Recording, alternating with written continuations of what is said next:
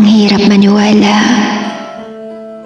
sa mga salitang kay bilis bitawan at walang kasiguruduhan.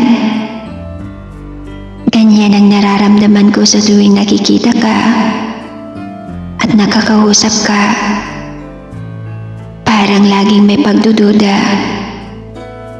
Hindi ko man maintindihan, pero walang malinaw na direksyon kung saan nga ba patutunguhan ang relasyon nating dalawa.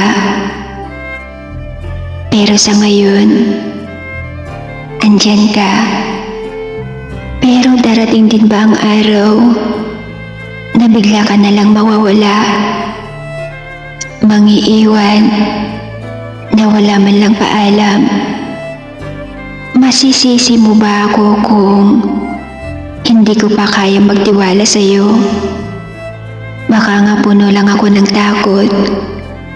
Takot na balang araw, lahat ng pangarap ko tungkol sa'yo ay bigla na lang maglaho.